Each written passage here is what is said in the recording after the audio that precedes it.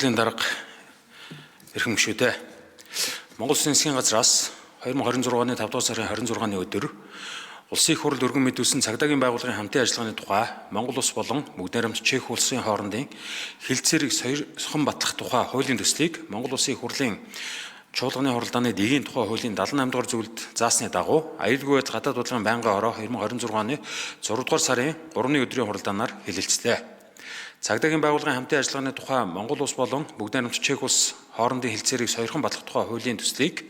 баталснаар эрүүгийн хэрэг мөрдөн шалгах тодорхой ажиллагааг Чех улсын нутаг дэвсгэрт гүйцэтгэх боломжтой болох бөгөөд энэ нь эрүүгийн хэргийн шийдвэрлэлтийг нэмэгдүүлэх, гэмт хэрэгтээ үр дүнтэй тэмцэх, өөрийн улсын иргэд хуулийн этгээдийн хууль ёсны эрх ашигыг хамгаалах, хангах нөхцөлийг бүрдүүлэхийн зэрэгцээ зохион байгуулалтаа гэмт хэрэгээс урьдчилан сэргийлэх, илрүүлэх, гэмт хэргийн зохион байгуулагчийг олж тогтоох чиглэлд талуудын хамтын ажиллагааг хөгжүүлэн бэхжүүлж олон нийтийн аюулгүй байдал хэв журам зөрчигдөхөөс урьдчилан сэргийлэх чиглэлд хоёр улсын эрх бүхий байгууллагууд өөр хоорондоо шууд харилцаж түргэн шуурхай хамтран ажиллах боломж бүрднэ.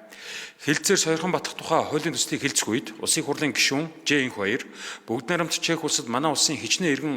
байн оршин сууж хөдөлмөр эрхэж байгаа өнгөрсөн хугацаанд гэмт хэрэгт холбогдсон талаарх судалгаа мэдээлэл байгаа эсэх талаар асуулт асууж хариулт авсан бөгөөд байнгын хорооны хуралдаанд оролцсон гишүүдээс үг хэлээгүй болно. Цагдаагийн байгууллагын хамтын ажиллагааны тухай Монгол Улс болон Бүгд найрамд Чех улс хоорондын хилцээрийг сойрхон батлах тухай хуулийн төслийг байнгын хорооны хуралдаанд оролцсон гишүүдийн олонх дэмжсэн болно. Улсын хурлын эрхэм гишүүдээ Цагдаагийн байгууллагын хамтын ажиллагааны тухай Монгол Улс болон Бүгд найрамд Чех улс хоорондын хилцээрийг сойрхон батлах тухай хуулийн төслийг хэлэлцсэн талаарх аюулгүй байдал гадаад бодлогын байнгын хорооны санал дүгнэлтийг хэлэлцэн шийдвэрлэж хуулийн төслийг эцэслэн баталж өгөхийг та бүхнээс хүсье. Анхаарал хандуулсанд